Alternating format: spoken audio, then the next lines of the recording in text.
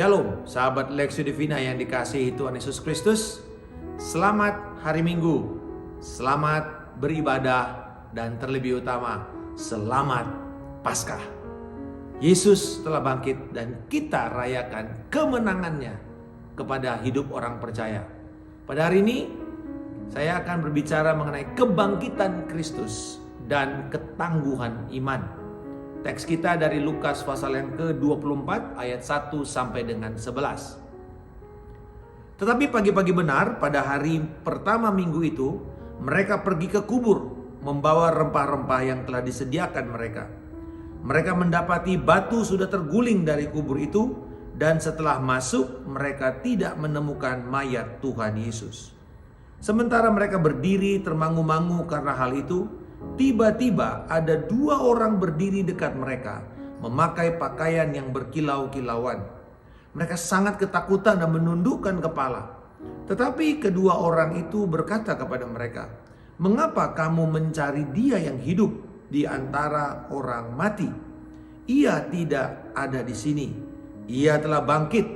Ingatlah apa yang dikatakannya kepada kamu ketika ia masih di Galilea, yaitu bahwa anak manusia harus diserahkan ke tangan orang berdosa dan disalibkan, dan akan bangkit pada hari yang ketiga." Maka teringatlah mereka akan perkataan Yesus itu. Dan setelah mereka kembali dari kubur, mereka menceritakan semuanya itu kepada ke-11 murid dan kepada semua saudara yang lain. Perempuan-perempuan itu ialah Maria dari Magdala dan Yohana dan Maria ibu Yakobus. Dan perempuan-perempuan itu juga yang bersama-sama dengan mereka memberitahukannya kepada rasul-rasul. Tetapi bagi mereka perkataan itu seakan-akan omong kosong, dan mereka tidak percaya kepada perempuan-perempuan itu. Kita berdoa. Bapa di surga, kami bersyukur Kristus Yesus bangkit dari antara orang mati, dan kami menerima kuasa kemenangan bagi orang yang percaya kepada Yesus dan menjadi satu umat yang baru yang penuh dengan kekuatan dari Allah, hidup dan melakukan kebenaran firman-Mu sebagai kesaksian bagi dunia. Di dalam nama Tuhan Yesus Kristus kami berdoa dan mengucap syukur. Haleluya. Amin. Saudara-saudara sekalian, kalau kita berbicara tentang Paskah, selalu ada seruan Paskah. Dia telah dibangkitkan. Kebangkitan Kristus selalu menjadi landasan bagi orang Kristen. Karena Yesus telah dibangkitkan, kita juga dibangkitkan. Karena Yesus telah dibangkitkan, dosa kita dapat diampuni. Karena Yesus Kristus telah dibangkitkan, kematian bukan menjadi penakluk terakhir. Haleluya. Karena Yesus telah dibangkitkan, penghukuman iblis telah dimateraikan dan pasti. Tidak ada yang tahu lebih dari setan yang sekarang hidup dengan waktu yang sangat singkat yang dipinjamkan. Itu sebabnya setan berusaha bekerja lembur, sahabat sekalian, untuk menghancurkan apa yang dia bisa hancurkan, membawa orang-orang apa yang bisa dia perdaya untuk bersama-sama dengan dia di dalam penghakiman terakhir nantinya. Malaikat maut tiap hari bekerja begitu keras, memanggil orang-orang, merekrut hampir 100.000 setiap hari untuk berupaya memenangkan peperangan terakhir. Tetapi kita tahu bahwa mereka tidak akan bisa mendapatkan kemenangan yang terakhir itu. Kebangkitan telah menjadi jawaban Tuhan atas masalah-masalah kejahatan. Akan ada satu hari nanti ketika tubuh-tubuh seperti tubuh sahabat sekalian dan saya, meskipun telah mati, membusuk menjadi satu dengan tanah, akan dibangkitkan dari kubur dan disatukan dengan rohnya, dan kemudian akan bersama-sama dengan Tuhan kita dan mendapatkan kemuliaan kekal di sorga mulia. Tidak ada lagi sakit penyakit, tidak ada lagi kesedihan, tidak ada lagi penyakit atau kematian. Sungguh sebuah harapan yang luar biasa. Haleluya. Kebangkitan Yesus Kristus adalah batu penjuru dalam iman Kristen. Ini merupakan sebuah peristiwa yang menjadi pembeda antara iman Kristen dengan iman kepercayaan lainnya. Ini menjadi dasar pengharapan dan keselamatan bagi setiap kita. Hari ini kita akan melihat dari perikop yang sudah kita baca, bagaimana kebangkitan Kristus itu memberikan pengharapan, tetapi bukan cuma pengharapan, tetapi juga kekuatan, ketangguhan, resiliency. Dan bagaimana kita belajar untuk hidup dari ketangguhan Kristus dalam kuasa kebangkitannya. Pagi-pagi benar pada hari Minggu, mereka wanita-wanita ini datang dengan minyak dan semua rempah-rempah yang sekitar 50 kilogram untuk merempah-rempahi seluruh tubuh Yesus. Tetapi apa yang mereka lihat ketika mereka melihat bahwa kuburnya telah terbuka, perempuan ini berlari dan ketakutan dan mengatakan, mayat Yesus dicuri, tubuh Yesus dicuri. Dan mereka kemudian datang, Petrus datang untuk menyelidiki, karena dia tidak percaya. Dia menyelidiki, dia datang ke dalam dan membungkuk untuk menyelidiki. Nah, menarik sekali kalau dikatakan di dalam catatan Injil bahwa kain peluh bungkus yang menjadi kain kafan Yesus itu terbujur dengan baik, tidak ada perubahan. Jadi bukan seperti orang melepas kain. Dikatakan bahwa bagian tubuhnya dan bagian kepalanya kain peluhnya itu terpisah dua, dan dua-duanya itu masih ada. Jadi ibarat ini kain kafan yang masih utuh seperti manusia, tetapi isinya sudah enggak ada. Seperti kepompong yang kepompongnya masih ada tetapi ulatnya sudah tidak ada, sudah berubah menjadi kupu-kupu. Ini yang terjadi. Bayangkan seperti ada satu dekomposisi atau decomposing, ya, di mana tubuhnya itu lenyap. Pertanyaannya, tidak ada orang yang mau mencuri tubuh. Yang ada biasanya para perampok-perampok kubur itu berusaha untuk mencuri barang-barang berharga yang ada di sekitar jenazah. Tidak ada orang yang mau mencuri tubuh. Mereka mau mencuri benda-benda. Tetapi yang terjadi di sini, seruan itu mengatakan tubuh Yesus dicuri. Ini sebuah hal yang luar biasa. Dan malaikat yang mengatakan kepada perempuan ini, apa yang kamu cari? Dia telah bangkit.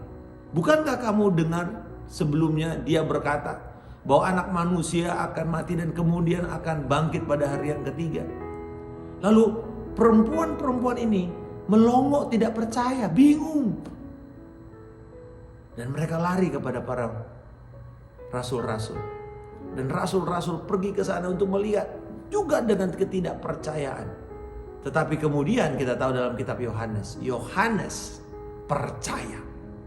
Kalau kita melihat di dalam kebenaran kisah narasi kebangkitan, baik dari Injil-Injil Matius, Markus, Lukas maupun dari Yohanes, semua mencatat tentang peristiwa kebangkitan ini. Artinya ini menjadi sebuah fondasi penting di dalam kekristenan.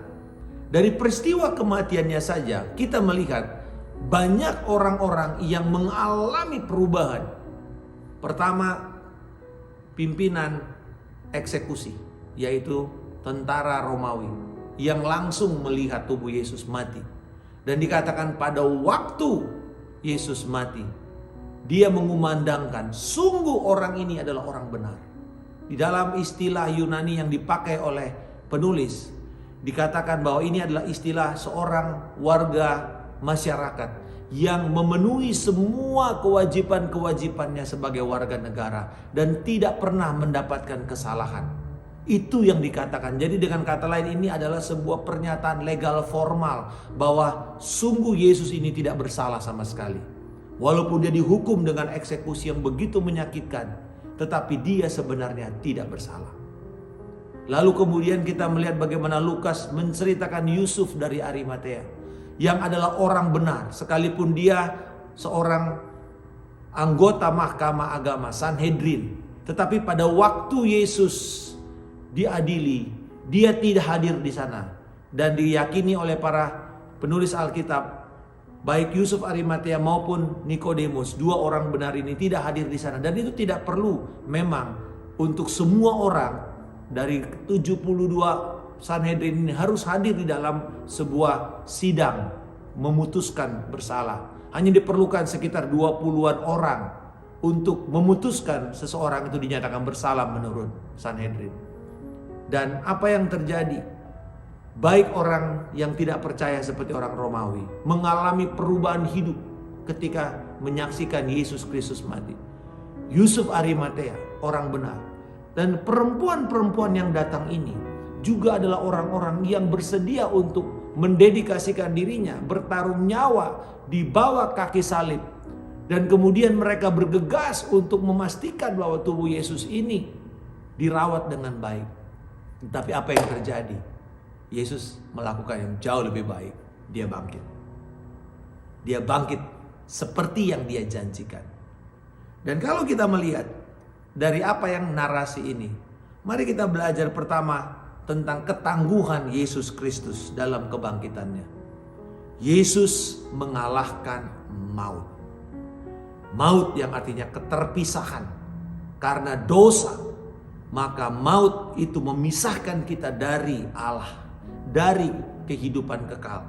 Dan ketika Yesus bangkit dari antara kematian, maka Yesus menentang semua hukum alam. Dan bahkan dalam konsep pemahaman manusia, bahwa kematian artinya berhentilah semua fungsi-fungsi dari tubuh manusia dan berakhirnya kehidupan, the end of life. Tetapi justru berdasarkan definisi manusia ini, Yesus dengan kebangkitannya mengalahkan dua fakta ini. Bahwa Yesus bangkit, seluruh tubuhnya berfungsi, bahkan berfungsi dengan kemuliaan. Karena tubuh Yesus itu adalah tubuh kemuliaan, bukan lagi tubuh yang bisa mati. Yang kedua, bahwa justru kematian Yesus ini bukan akhir dari kehidupan. Karena dia kemudian bangkit dan memberikan kehidupan baru kepada semua orang yang mau percaya. Ketangguhan Yesus telah menjadikan dia menang atas dosa dan maut. Dan kebangkitannya itu memperlihatkan sebuah ketangguhan, sebuah contoh ketangguhan yang luar biasa. Kita tahu bahwa di dalam proses penyaliban itu adalah sebuah eksekusi yang paling berat yang dilakukan oleh orang Roma kepada semua orang-orang yang menentang hukum Romawi. Dan itu menjadi sebuah tontonan umum. Dan di saat seperti itu Yesus harus dipaksa untuk memikul salib setelah dia dirajam. Kalau orang Yahudi merajam itu tidak boleh lebih dari 40 kali. Tetapi dalam hukum Romawi tidak ada batasan itu. Dia harus dirajam sekuat, seenaknya daripada si algojo itu. Itu sebabnya badan Yesus hancur semuanya.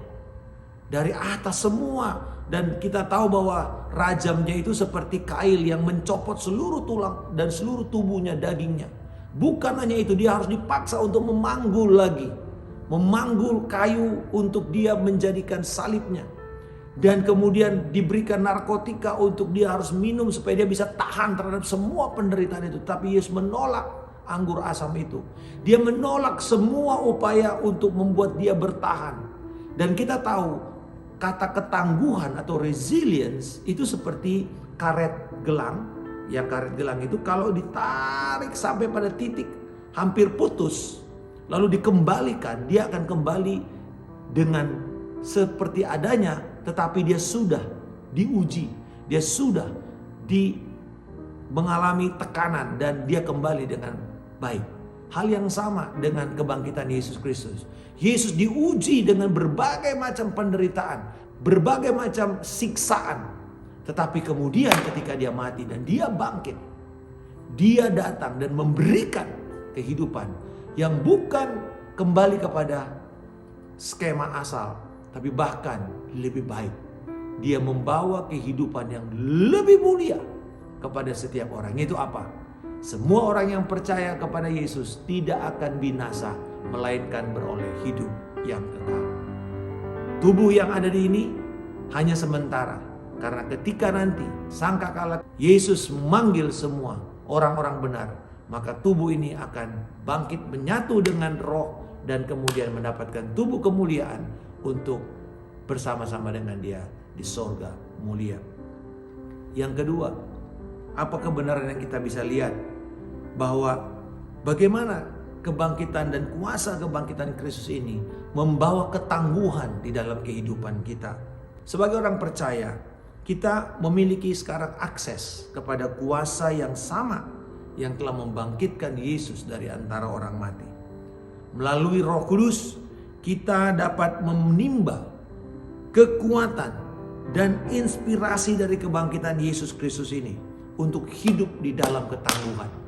Mungkin saudara sekarang sedang melewati proses menghadapi penyakit seperti kanker yang cukup panjang, pengobatan yang cukup panjang. Mungkin proses di dalam masalah-masalah usaha, keuangan, atau relasi di dalam keluarga yang sedang rusak. Dan sudah cukup lama tapi kok kelihatannya belum dapat perubahan, belum dapat hasilnya. Tapi hari ini kita bisa belajar kalau Yesus Kristus demi keselamatan kita, Dia menanggung dengan setia penderitaannya dan Dia bangkit dengan kuasa kebangkitannya. Maka kita juga memiliki kemampuan yang diberikan Roh Kudus. Kita sanggup untuk menanggung ini, bukan lagi dengan kuasa kita, tapi dengan kuasa daripada Allah. Dan kuasa kebangkitannya ini akan memberikan kita kemampuan untuk hidup menjadi saksi. Sahabat sekalian, ketika para rasul-rasul yang pertama sekali melihat dan mereka tidak percaya, sampai mereka memeriksa. Tetapi bayangkan bagaimana kuasa kebangkitan mengubah orang-orang, para laki-laki yang lari jauh. Ketika Yesus mati, mereka lari. Petrus bahkan lari dan dia pergi ke tempat yang orang tidak tahu. Tapi kemudian ketika Kristus bangkit, maka kita melihat proses bagaimana Petrus dipulihkan. Dan kisah Pentakosta dalam Kisah Rasul 2 memperlihatkan orang-orang ini kemudian bangkit dengan kuasa kebangkitan Kristus. Bersedia bahkan mengorbankan nyawanya dan masa depan mereka demi berita yang luar biasa ini. Yesus Kristus datang ke dunia, mati di kayu salib, bangkit antara orang mati, naik ke sorga dan akan datang untuk kedua kalinya. Yesus Kristus yang telah dibangkitkan. Berita inilah yang menjadi berita perjanjian baru. Injil tidak akan komplit tanpa kita berbicara tentang Yesus yang bangkit dari antara orang mati. Kalau cuma Yesus menanggung dosa kita mati, itu belum cukup. Karena banyak orang berusaha dengan kebaikan dan usahanya menanggung penderitaan orang lain mati. Tapi sampai sekarang mereka belum bangkit. Tapi Yesus bangkit. Yesus naik ke sorga. Dan Yesus akan datang untuk kedua kalinya kepada saudara dan saya yang percaya kepadanya. Hari ini, mari kita tidak menyerah dengan apa yang sedang kita jalani. Pergumulan dalam keluarga, usaha, di dalam pendidikan, di dalam relasi, di dalam bahkan pelayanan yang kita alami. Kristus telah menang. Dan Dia memberikan kepada kita pengharapan yang baru. Kebangkitan Yesus Kristus adalah contoh utama dari ketangguhan. Karena melalui kemenangannya atas maut dan dosa, Dia telah memperlihatkan bahwa rintangan yang paling besar yang menghalangi orang bisa sampai kepada Allah, yaitu dosa dan maut, telah dipatahkan. Dan Yesus oleh iman dan ketekunannya memberikan jembatan kepada kita untuk kita bisa masuk ke dalam relasi kita dengan Allah yang kekal. Dan ketika kita menjalani dengan kuasa kebangkitan Kristus ini, mari kita berjalan dengan kuasa Allah ini.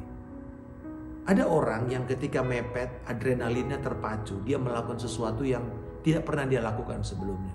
Ini dampak dari orang yang kepepet, dia bisa loncat, dia bisa mengangkat beban yang begitu besar atau menanggung sakit. Tapi itu karena adrenalin. Ketika adrenalinnya habis, maka kemudian semuanya akan kembali bahkan lebih buruk.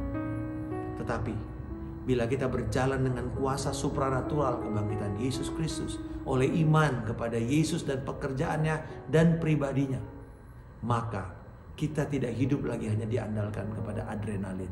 Kita bisa berani melakukan firman Tuhan. Kita bisa berani untuk memberitakan firman. Kita bisa berani untuk memberitakan Yesus yang sudah menang atas dosa dan maut. Dan Yesus akan dipermuliakan. Sahabat sekalian, dalam Paskah ini, mari kita percaya kuasa kebangkitan itu tinggal di dalam kita dan menjadi motor utama yang mendorong kita melakukan kebenaran firman Tuhan dan menjadi saksi bagi Kristus sampai kepada akhir hayat kita. Bapa di surga, kami bersyukur untuk panggilan. Terima kasih untuk kebangkitan-Mu. Terima kasih untuk kuasa yang membangkitkan Yesus Kristus dari antara orang mati, mengalahkan dosa dan maut, memberikan kepada kami relasi dan hidup yang kekal. Tapi lebih dari itu, kuasa untuk berjalan di dalam kemenangan-Mu. Tuhan, terima kasih Engkau telah memperlihatkan ketangguhan di dalam menjalani seluruh kehidupan-Mu sebagai manusia, dan sampai mati dan bangkit.